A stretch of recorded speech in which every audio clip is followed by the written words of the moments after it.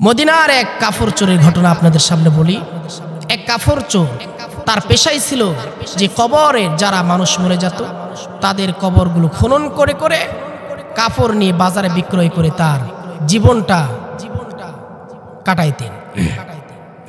একদিন মদিনার বুকে সুন্দরী উপসীর মহিলার ইন্তেকাল হয়ে গেল।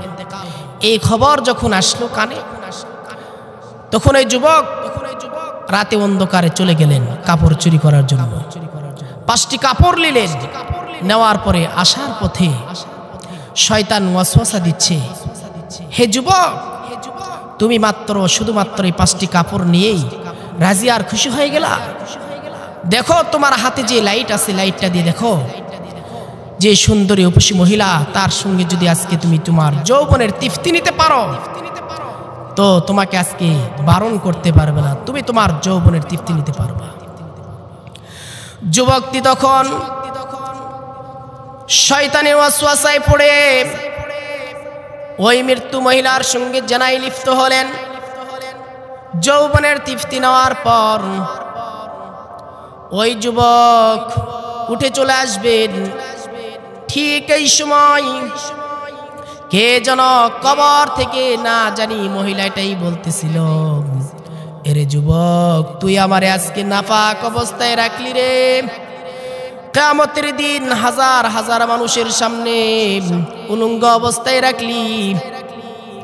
এই কথাটি শোনার পরে যুবকটি কাপড় ছেড়ে দিয়ে কাপড়গুলো কবরের মধ্যে ফেলে দিয়ে হামাগুড়ি পারতেছেন আর চলে আসতেছেন। রাস্তার মধ্যে যখন আসলেন, হযরত ওমর ফারুকের সঙ্গে দেখা হয়ে গেলেন। ফজরের নামাজের পরে ওমর ফারুককে বলতেছেন, ওমর ফারুক ওই যুবকের দিকে দেখে কান্নার ভঙ্গিমা দেখে বলতেছেন, এরে যুবক, তোমার কে কাঁদায়? তুমি কার জন্য কাঁদো? তোমার কি হয়েছে বলো? ওই যুবক তখন বলতেছে, আমিনুল মুমিনিন উমর, আমাকে তুমি রসুলের দরবারে নিয়ে যাও। রসুলের দরবারে না নিয়ে যাওয়া পর্যন্ত আমার কান্না থামবে না। ওমর ফারুক রাদিয়াল্লাহু তাআলা আনহু ওই যুবককে রসুলের দরবারে নিয়ে গেলেন। রাসূলুল্লাহ সাল্লাল্লাহু আলাইহি সাল্লামের দরবারে নিয়ে যাওয়ার পরে রাসূলুল্লাহ সাল্লাল্লাহু আলাইহি সাল্লাম যুবককে বলছেন, যুবক, তোমার কি হয়েছে বলো? তোমারে কে কাঁদাই বলো? বলতেছি, ইয়া রাসূলুল্লাহ, আমি যে গুনার কাজ করেছি আল্লাহ কি আমার গুনাহ মাফ করবেন? আল্লাহ রসুল বলে, কি গুনাহ করেছে বলো? বলতেছেন, আমার মনে কয় না যে আমি গুনাহ করেছি এই গুনাহটি আল্লাহ তাআলা মাফ করবেন। রাসূলুল্লাহ সাল্লাল্লাহু আলাইহি সাল্লাম, যুবক, তুমি বলো না কেন, বলো, তুমি কি মানুষ হত্যা করেছ? তখন বলতেছি, ইয়া রাসূলুল্লাহ, তার চেয়েও তো বড় গুনাহ করেছি। আমার মনে হয় আল্লাহর রহমতের চেয়েও তো আরো বড় গুনাহ আমার হতে পারে। রাসূলুল্লাহ সাল্লাল্লাহু আলাইহি সাল্লাম বললেন, আচ্ছা বলো দেখি তোমার গুনার বর্ণনাটা দাও। তখন রাসূলুল্লাহ সাল্লাল্লাহু আলাইহি সাল্লামকে বললেন, ইয়া রাসূলুল্লাহ, ইয়া হাবিবাল্লাহ, আমার পেশা ছিল যে মৃত্যু মানুষের কবর খনন করে কাপড় চুরি করা। এইভাবে আমার পেশা ছিল, এইভাবে আমি ব্যবসা করে আমার জীবন যাপন করতাম। একদিন মদিনার বুকে একজন সুন্দরী উপসীর মহিলার মৃত্যু হয়ে গেল। তখন আমি তার কবরে গেলাম। কবরে যাওয়ার পর তার কাপড় 5টি নিলাম। নেওয়ার পরে শয়তানে আমারে বলতেছে, জি দেখ, যে মহিলাটির কাপড় নেওয়ার জন্য আসছো, এই মহিলাটি মদিনার মধ্যে সুন্দরী উপসী, সবচেয়ে সুন্দরী মহিলা। তার সাথে যদি জানা করো আজকে সে বারণ করতে পারবে না। আমি তখন শয়তানের ওয়াসওয়াসায় পড়ে আমি কি করলাম, তার সঙ্গে আমার যৌবনের তৃপ্তি নিলাম। নেওয়ার পরে চলে আসলাম।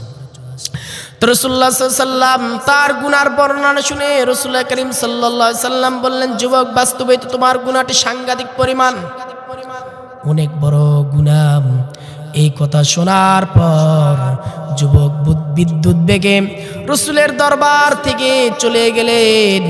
তার কারণ রাসূলের জবান ছিলেন মুস্তাজাবুদ দাওয়া।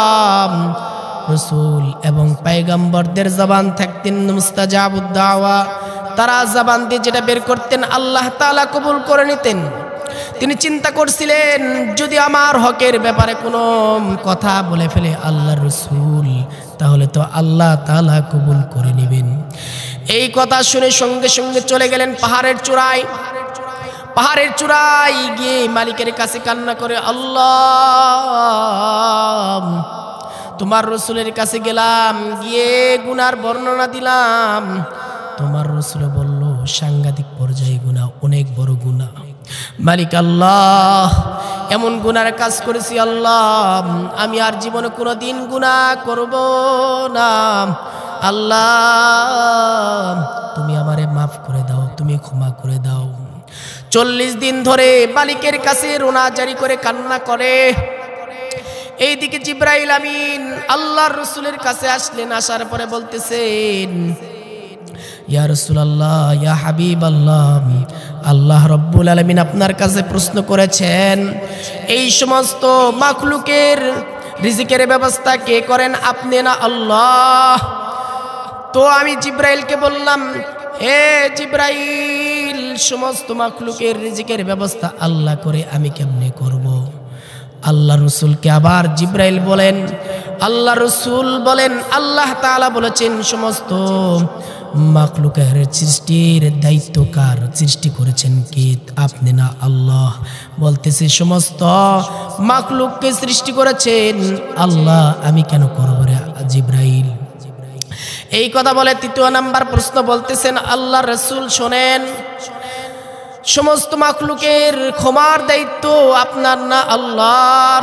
তখন বলতেছেন আল্লাহর দায়িত্ব। এই কথা বলার সঙ্গে সঙ্গে জিবরাইল বলতেছে, ইয়া রাসূলুল্লাহ, ইয়া হাবিবাল্লাহ, আজ থেকে 40 দিন পূর্বে আপনার কাছে এক লোক এসেছিলেন।